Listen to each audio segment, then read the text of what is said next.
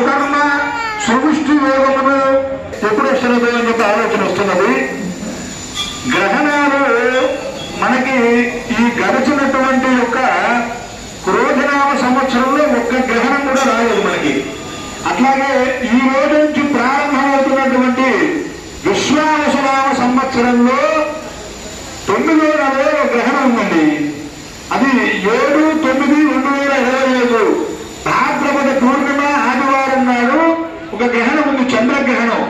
బాగా గుర్తుపెట్టుకోవాల్సిన అంశం ఏమిటంటే గ్రహణములు పౌర్ణమి అమావాస్య రోజు మాత్రమే వస్తాయి. చంద్రగ్రహణం అంటే పౌర్ణమి రోజు మాత్రమే ఉంటుంది. సూర్యగ్రహణం అంటే అమావాస్య రోజు మాత్రమే ఉంటుంది. ఈ మధ్యలో ఉన్నటువంటి తిథులలో మన గ్రహణాలు రావు. అది మన దేశం కాదు. అంటే మన భారతదేశంలో ఒక విధానము అంతా ఉన్నది. అంత భగవంతుడు తయారు చేసి పెట్టేశాడు సిస్టమ్ అంతా కూడా. కాబట్టి మనకేమిటంటే ఆ గ్రహణం కూడా చాలా పాక్షికమైనటువంటి గ్రహణం.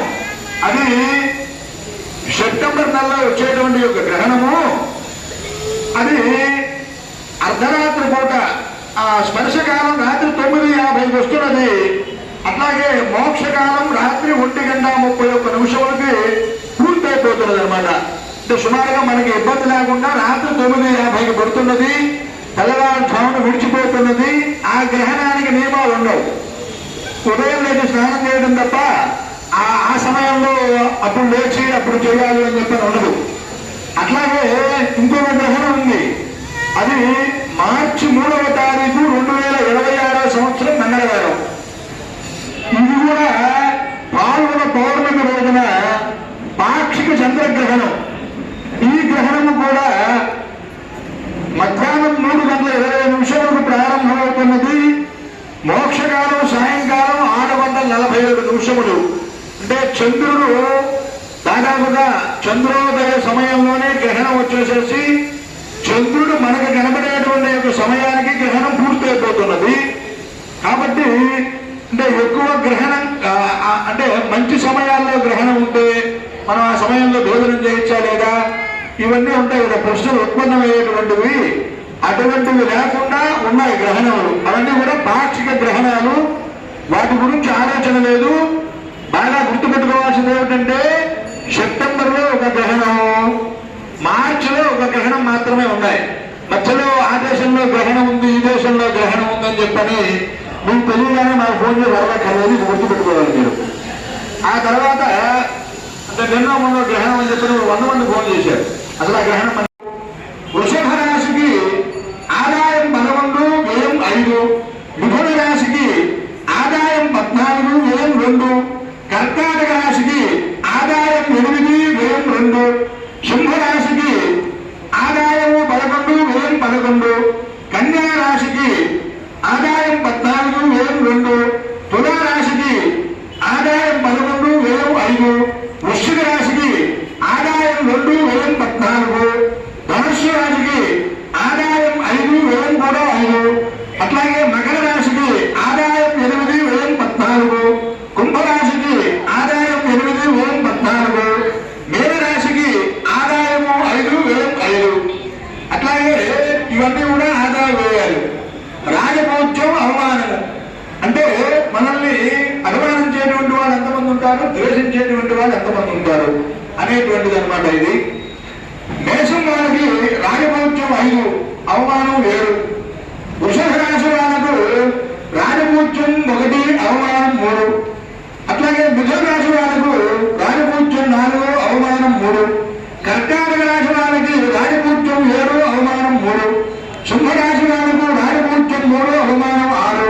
కన్యా రాశి వాళ్ళకు రాజపూజ్యం 6, అవమానం 6. తులారాశి వాళ్ళకు రాజపూజ్యం 2, అవమానము కూడా 2. అట్లాగే వృశ్చిక రాశి వాళ్ళకు రాజపూజ్యం 5, అవమానము 2. ధనుస్సు రాశి వాళ్ళకు రాజపూజ్యం 1, అవమానం 5. మకర రాశి వాళ్ళకు రాజపూజ్యం 4, అవమానం 5. కుంభరాశి వాళ్ళకు రాజపూజ్యం 7, అవమానం 5. మేన రాశి వాళ్ళకు రాజపూజ్యం 3, అవమానం 1. ఈ ప్రకారంగా అవమానము రాజపూజ్యము అన్ని కూడా ఈ సంవత్సరం ఉన్నాయి. మరి నవంబర్ 30వ తారీఖు నుంచి మార్గశిర మాసములో మూఢం ప్రవేశించింది. అక్కడ సుమారుగా మార్గశిరంలో శుద్ధ దశమికే ప్రవేశించింది. అక్కడ 20 రోజులు ముహూర్తాలు ఉండవు. అక్కడి నుంచి మాఘమాసము వరకు మూఢం ఉన్నది. మాఘమాసంతో సహా ముహూర్తాలు ఉండవు. అట్లాగే ఇక తర్వాత రాశి ఫలితాలు. మకరరాశి, ఆ తర్వాత కుంభరాశి. కుంభరాశి వాళ్ళకు ఆదాయం 8, వ్యయం అట్లాగే 14.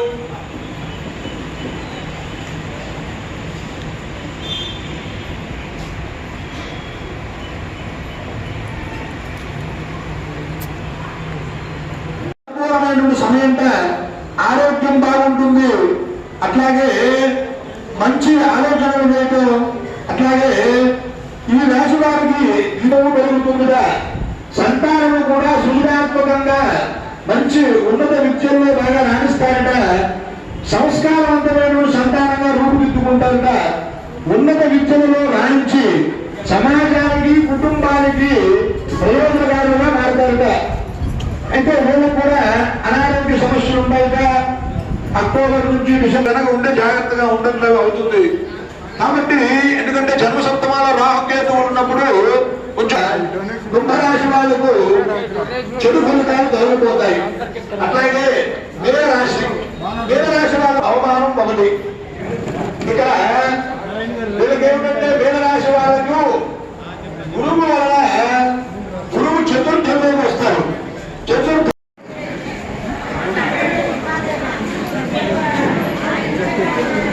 కాబట్టి బాగున్నటువంటి యొక్క రాశులలో కన్యా రాశి కూడా ఉన్నది ఈ సంవత్సరం.